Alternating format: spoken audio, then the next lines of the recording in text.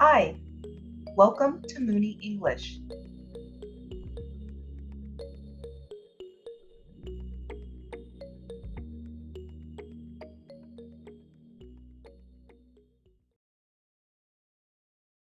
LANDOR'S Cottage. A pendant to the domain of Arnheim. During a pedestrian trip last summer, through one or two of the river counties of New York, I found myself, as the day declined, somewhat embarrassed about the road I was pursuing. The land undulated very remarkably, and my path, for the last hour, had wound about and about so confusedly, in its effort to keep in the valleys, that I no longer knew in what direction lay the sweet village of B, where I had determined to stop for the night. The sun had scarcely shone strictly speaking during the day, which nevertheless, had been unpleasantly warm. A smoky mist, resembling that of the Indian summer, enveloped all things, and of course, added to my uncertainty. Not that I cared much about the matter. If I did not hit upon the village before sunset, or even before dark, it was more than possible that a little Dutch farmhouse, or something of that kind, would soon make its appearance, although, in fact, the neighborhood was very sparsely inhabited. At all events, with my knapsack for a pillow, and my hound as a sentry, a bivouac in the open air was just the thing which would have amused me. I sauntered on, therefore, quite at ease, Ponto taking charge of my gun, until at length, just as I had begun to consider whether the numerous little glades that led hither and thither, were intended to be paths at all, I was conducted by one of them into an unquestionable carriage track. There could be no mistaking it. The traces of light wheels were evident, and although the tall shrubberies and overgrown undergrowth met overhead, there was no obstruction whatever below, even to the passage of a Virginian mountain wagon, the most aspiring vehicle, I take it, of its kind. The road, however, except in being open through the wood, if would be not too weighty a name for such an assemblage of light trees, and except in the particulars of evident wheel tracks, bore no resemblance to any road I had before seen. The tracks of which I speak were but faintly perceptible, having been impressed upon the firm, yet pleasantly moist surface of what looked more like green Genoese velvet than anything else. It was grass, clearly, but grass such as we seldom see out of England, so short, so thick, so even, and so vivid in color. Not a single impediment lay in the wheel route, not even a chip or dead twig. The stones that once obstructed the way had been carefully placed, not thrown along the sides of the lane, so as to define its boundaries at bottom with a kind of half-precise, half-negligent, and wholly picturesque definition. Clumps of wild flowers grew everywhere, luxuriantly, in the interspaces. What to make of all this, of course I knew not. Here was art undoubtedly that did not surprise me. All roads, in the ordinary sense, are works of art, nor can I say that there was much to wonder at in the mere excess of art manifested. All that seemed to have been done might have been done here with such natural capabilities, with very little labor and expense. No, it was not the amount but the character of the art which caused me to take a seat on one of the blossomy stones and gaze up and down this fairy-like avenue for half an hour or more in bewildered admiration. One thing became more and more evident the longer I gazed: an artist, and one with a most scrupulous eye for form, had superintended all these arrangements. The greatest care had been taken to preserve a due medium between the neat and graceful on the one hand, and the pittoresque, in the true sense of the Italian term, on the other. There were few straight, and no long uninterrupted lines. The same effect of curvature or of color appeared twice, usually, but not oftener, at any one point of view. Everywhere was variety and uniformity. It was a piece of composition, in which the most fastidiously critical taste could scarcely have suggested an emendation. I had turned to the right as I entered this road, and now, arising, I continued in the same direction. The path was so serpentine, that at no moment could I trace its course for more than 2 or 3 paces in advance. Its character did not undergo any material change. Presently the murmur of water fell gently upon my ear, and in a few moments afterward, as I turned with the road somewhat more abruptly than hitherto, I became aware that a building of some kind lay at the foot of a gentle declivity just before me. I could see nothing distinctly on account of the mist which occupied all the little valley below. A gentle breeze, however, now arose, as the sun was about descending, and while I remained standing on the brow of the slope, the fog gradually became dissipated into wreaths, and so floated over the scene.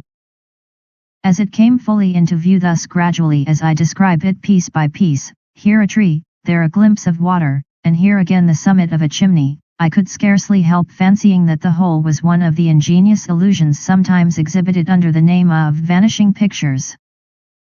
By the time, however, that the fog had thoroughly disappeared, the sun had made its way down behind the gentle hills, and thence, as if with a slight chassé to the south, had come again fully into sight, glaring with a purplish luster through a chasm that entered the valley from the west. Suddenly, therefore, on as if by the hand of magic, this whole valley and everything in it became brilliantly visible. The first coup d'œil, as the sun slid into the position described, impressed me very much as I have been impressed, when a boy, by the concluding scene of some well-arranged theatrical spectacle or melodrama. Not even the monstrosity of color was wanting, for the sunlight came out through the chasm, tinted all orange and purple, while the vivid green of the grass in the valley was reflected more or less upon all objects from the curtain of vapor that still hung overhead. As if loath to take its total departure from a scene so enchantingly beautiful. The little vale into which I thus peered down from under the fog canopy could not have been more than 400 yards long, while in breadth it varied from 50 to 150 or perhaps 200. It was most narrow at its northern extremity, opening out as it tended southwardly, but with no very precise regularity. The widest portion was within 80 yards of the southern extreme. The slopes which encompassed the vale could not fairly be called hills, unless at their northern face. Here a precipitous ledge of granite arose to a height of some 90 feet, and, as I have mentioned, the valley at this point was not more than 50 feet wide, but as the visitor proceeded southwardly from the cliff, he found on his right hand and on his left, declivities at once less high, less precipitous, and less rocky. All, in a word, sloped and softened to the south, and yet the whole vale was engirdled by eminences, more or less high, except at 2 points. One of these I have already spoken of.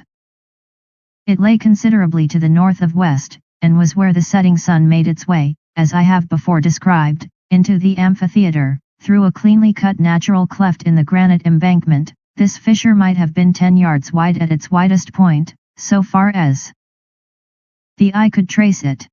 It seemed to lead up like a natural causeway, into the recesses of unexplored mountains and forests. The other opening was directly at the southern end of the vale.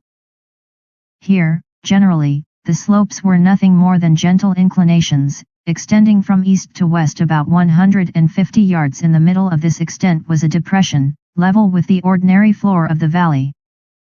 As regards vegetation, as well as in respect to everything else, the scene softened and sloped to the south. To the north on the craggy precipice a few paces from the verge up sprang the magnificent trunks of numerous hickories, black walnuts, and chestnuts, interspersed with occasional oak, and the strong lateral branches thrown out by the walnuts especially, spread far over the edge of the cliff.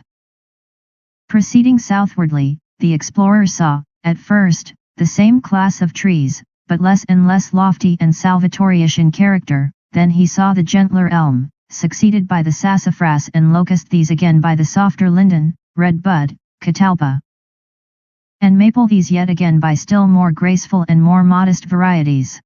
The whole face of the southern declivity was covered with wild shrubbery alone, an occasional silver willow or white poplar excepted. In the bottom of the valley itself were to be seen 3 insulated trees. One was an elm of fine size and exquisite form, it stood guard over the southern gate of the vale. Another was a hickory, much larger than the elm, and altogether a much finer tree. Although both were exceedingly beautiful, it seemed to have taken charge of the northwestern entrance, springing from a group of rocks in the very jaws of the ravine, and throwing its graceful body at an angle of nearly 45 degrees, far out into the sunshine of the amphitheater. About 30 yards east of this tree stood, however, the pride of the valley, and beyond all question the most magnificent tree I have ever seen, unless, perhaps, among the cypresses of the Ichiatucane. It was a triple-stemmed tulip tree, the Liriodendron tulipiferum, one of the natural order of magnolias. Its 3 trunks separated from the parent at about 3 feet from the soil, and diverging very slightly and gradually, were not more than 4 feet apart at the point where the largest stem shot out into foliage. This was at an elevation of about 80 feet. The whole height of the principal division was 120 feet. Nothing can surpass in beauty the form, or the glossy, vivid green of the leaves of the tulip tree. In the present instance they were fully 8 inches wide, but their glory was altogether eclipsed by the gorgeous splendor of the profuse blossoms. Conceive, closely congregated, 1,000,000 of the largest and most resplendent tulips. Only thus can the reader get any idea of the picture I would convey. And then the stately grace of the clean, delicately granulated columnar stems, the largest 4 feet in diameter, at 20 from the ground.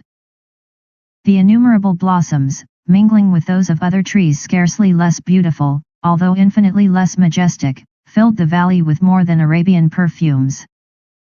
The general floor of the amphitheater was grass of the same character as that I had found in the road, if anything, more deliciously soft, thick, velvety, and miraculously green.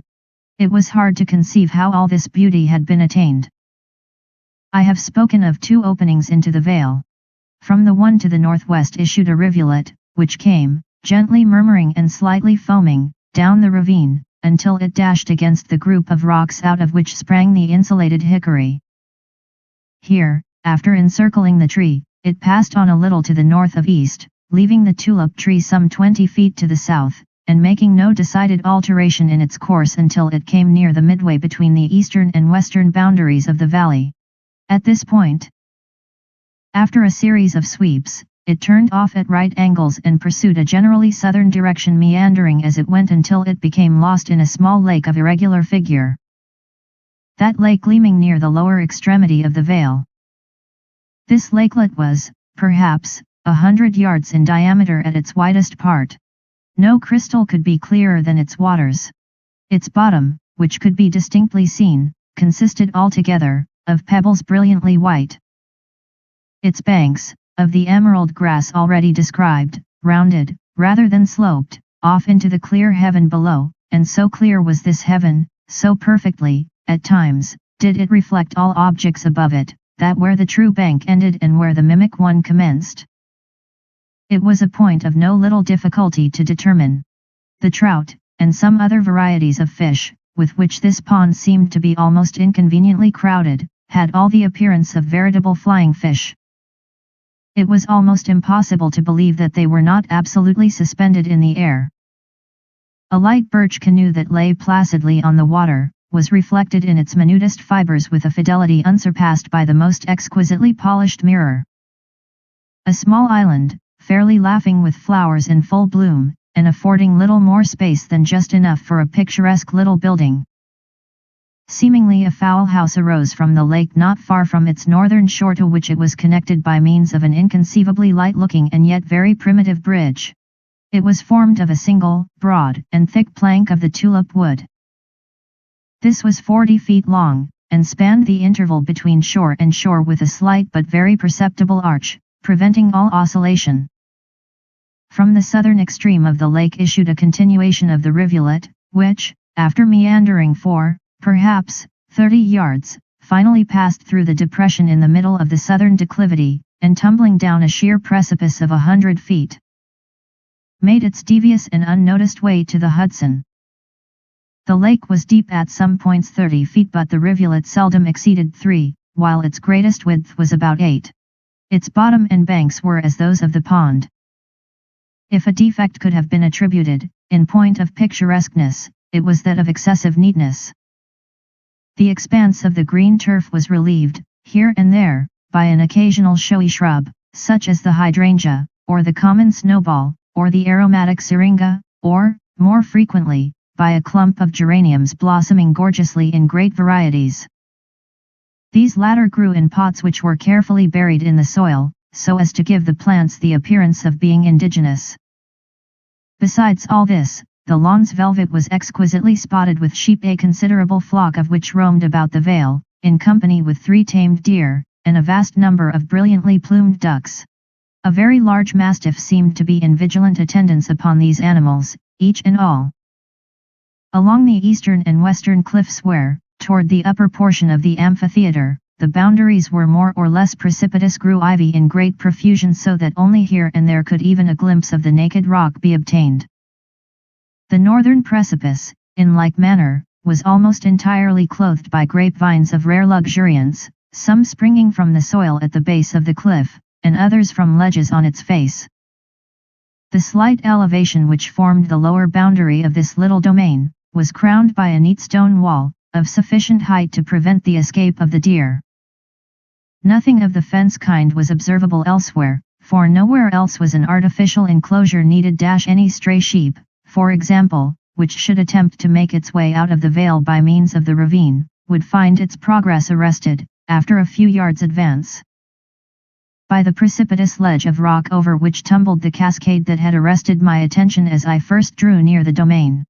In short, the only ingress or egress was through a gate occupying a rocky pass in the road, a few paces below the point at which I stopped to reconnoitre the scene. I have described the brook as meandering very irregularly through the whole of its course. Its two general directions, as I have said, were first from west to east, and then from north to south. At the turn, the stream, sweeping backward, made an almost circular loop, so as to form a peninsula which was very nearly an island, and which included about the 16th of an acre. On this peninsula stood a dwelling house, and when I say that this house, like the infernal terrace seen by Vathek, était d'une architecture inconnue dans les annales de la terre, I mean, merely that its tout ensemble struck me with the keenest sense of combined novelty and propriety, in a word, of poetry, and I do not mean that merely outre was perceptible in any respect. In fact, nothing could well be more simple, more utterly unpretending than this cottage. Its marvelous effect lay altogether in its artistic arrangement as a picture. I could have fancied, while I looked at it, that some eminent landscape painter had built it with his brush. The point of view from which I first saw the valley, was not altogether, although it was nearly, the best point from which to survey the house. I will therefore describe it as I afterwards saw it from a position on the stone wall at the southern extreme of the amphitheater. The main building was about 24 feet long and 16 broad, certainly not more. Its total height, from the ground to the apex of the roof, could not have exceeded 18 feet. To the west end of this structure was attached one about a third smaller in all its proportions. The line of its front standing back about 2 yards from that of the larger house, and the line of its roof, of course, being considerably depressed below that of the roof adjoining. At right angles to these buildings, and from the rear of the main one not exactly in the middle, extended a third compartment, very small, being, in general, 1/3 less than the western wing. The roofs of the two larger were very steep, sweeping down from the ridge beam with a long concave curve, and extending at least 4 feet beyond the walls in front, so as to form the roofs of two piazzas. These latter roofs, of course, needed no support, but as they had the air of needing it, slight and perfectly plain pillars were inserted at the corners alone. The roof of the northern wing was merely an extension of a portion of the main roof. Between the chief building and western wing arose a very tall and rather slender square chimney of hard Dutch bricks, alternately black and red. A slight cornice of projecting bricks at the top. Over the gables the roofs also projected very much. In the main building about 4 feet to the east and 2 to the west. The principal door was not exactly in the main division, being a little to the east, while the two windows were to the west. These latter did not extend to the floor, but were much longer and narrower than usual. They had single shutters like doors. The panes were of lozenge form, but quite large. The door itself had its upper half of glass, also in lozenge panes. A movable shutter secured it at night. The door to the west wing was in its gable, and quite simple. A single window looked out to the south. There was no external door to the north wing, and it also had only one window to the east. The blank wall of the eastern gable was relieved by stairs running diagonally across it, the ascent being from the south.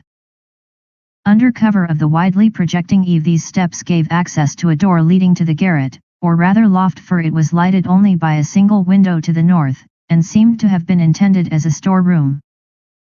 The piazzas of the main building and western wing had no floors, as is usual, but at the doors and at each window, large, flat irregular slabs of granite lay embedded in the delicious turf, affording comfortable footing in all weather. Excellent paths of the same material, not nicely adapted, but with the velvety sod filling frequent intervals between the stones, led hither and thither from the house, to a crystal spring about 5 paces off, to the road, or to 1 or 2 outhouses that lay to the north, beyond the brook, and were thoroughly concealed by a few locusts and catalpas. Not more than 6 steps from the main door of the cottage stood the dead trunk of a fantastic pear tree, so clothed from head to foot in the gorgeous bignonia blossoms that one required no little scrutiny to determine what manner of sweet thing it could be. From various arms of this tree hung cages of different kinds. In one, a large wicker cylinder with a ring at top, revelled a mocking bird, in another an oriole, in a third the impudent bobolink, while 3 or 4 more delicate prisons were loudly vocal with canaries. The pillars of the piazza were enwreathed in jasmine and sweet honeysuckle, while from the angle formed by the main structure and its west wing, in front, sprang a grapevine of unexampled luxuriance. Scorning all restraint, it had clambered first to the lower roof, then to the higher, and along the ridge of this latter it continued to writhe on, throwing out tendrils to the right and left, until at length it fairly attained the east gable, and fell trailing over the stairs. The whole house, with its wings, was constructed of the old-fashioned Dutch shingles, broad, and with unrounded corners. It is a peculiarity of this material to give houses built of it the appearance of being wider at bottom than at top, after the manner of Egyptian architecture, and in the present instance, this exceedingly picturesque effect was aided by numerous pots of gorgeous flowers that almost encompassed the base of the buildings. The shingles were painted a dull grey, and the happiness with which this neutral tint melted into the vivid green of the tulip tree leaves that partially overshadowed the cottage, can readily be conceived by an artist. From the position near the stone wall, as described, the buildings were seen at great advantage, for the southeastern angle was thrown forward so that the eye took in at once the whole of the 2 fronts, with the picturesque eastern gable, and at the same time obtained just a sufficient glimpse of the northern wing, with parts of a pretty roof to the spring house, and nearly half of a light bridge that spanned the brook in the near vicinity of the main buildings. I did not remain very long on the brow of the hill, although long enough to make a thorough survey of the scene at my feet. It was clear that I had wandered from the road to the village, and I had thus good travelers' excuse to open the gate before me, and inquire my way, at all events, so, without more ado, I proceeded. The road, after passing the gate, seemed to lie upon a natural ledge, sloping gradually down along the face of the northeastern cliffs. It led me on to the foot of the northern precipice, and thence over the bridge, round by the eastern gable to the front door. In this progress, I took notice that no sight of the outhouses could be obtained. As I turned the corner of the gable, the mastiff bounded towards me in stern silence, but with the eye and the whole air of a tiger. I held him out my hand, however, in token of amity, and I never yet knew the dog who was proof against such an appeal to his courtesy. He not only shut his mouth and wagged his tail, but absolutely offered me his paw, afterward extending his civilities to Ponto. As no bell was discernible, I rapped with my stick against the door, which stood half open. Instantly a figure advanced to the threshold, that of a young woman about 28 years of age, slender, or rather slight, and somewhat above the medium height. As she approached, with a certain modest decision of step altogether indescribable, I said to myself, surely here I have found the perfection of natural, in contradistinction from artificial grace. The second impression which she made on me, but by far the more vivid of the two, was that of enthusiasm.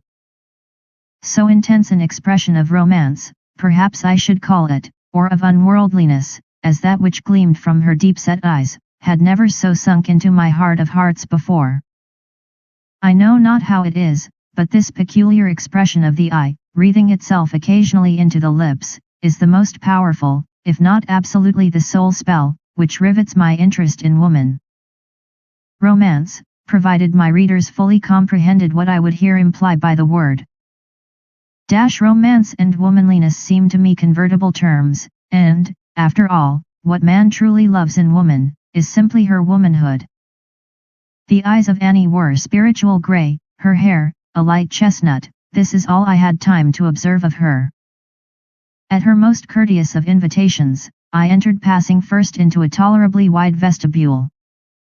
Having come mainly to observe, I took notice that to my right as I stepped in, was a window, such as those in front of the house, to the left, a door leading into the principal room, while, opposite me, an open door enabled me to see a small apartment, just the size of the vestibule. Arranged as a study, and having a large bow window looking out to the north. Passing into the parlor, I found myself with Mr. Landor, for this, I afterwards found, was his name. He was civil, even cordial in his manner, but just then, I was more intent on observing the arrangements of the dwelling which had so much interested me, than the personal appearance of the tenant. The north wing, I now saw, was a bedchamber, its door opened into the parlor. West of this door was a single window, looking toward the brook. At the west end of the parlor, were a fireplace, and a door leading into the west wing, probably a kitchen. Nothing could be more rigorously simple than the furniture of the parlor. On the floor was an ingrained carpet, of excellent texture, a white ground, spotted with small circular green figures. At the windows were curtains of snowy white jaconet muslin. They were tolerably full, and hung decisively, perhaps rather formally, in sharp, parallel plates to the floor, just to the floor. The walls were prepared with a French paper of great delicacy, a silver ground, with a faint green cord running zigzag throughout. Its expanse was relieved merely by 3 of Julien's exquisite lithographs, Charrois crayons, fastened to the wall without frames. One of these drawings was a scene of oriental luxury, or rather voluptuousness, another was a carnival piece, spirited beyond compare, the third was a Greek female head, a face so divinely beautiful, and yet of an expression so provokingly indeterminate, never before arrested my attention. The more substantial furniture consisted of a round table, a few chairs, and a sofa, or rather settee. Its material was plain maple painted a creamy white, slightly interstriped with green, the seat of cane. The chairs and table were to match, but the forms of all had evidently been designed by the same brain which planned the grounds. It is impossible to conceive anything more graceful. On the table were a few books, a large, square, crystal bottle of some novel perfume, a plain ground glass astral lamp with an Italian shade, and a large vase of resplendently blooming flowers. Flowers, indeed, of gorgeous colors and delicate odor formed the sole mere decoration of the apartment. The fireplace was nearly filled with a vase of brilliant geranium. On a triangular shelf in each angle of the room stood also a similar vase, varied only as to its lovely contents. 1 or 2 smaller bouquets adorned the mantel, and late violets clustered about the open windows. It is not the purpose of this work to do more than give in detail a picture of Mr. Landor's residence as I found it. How he made it what it was, and why, with some particulars of Mr. Landor himself, may possibly form the subject of another article.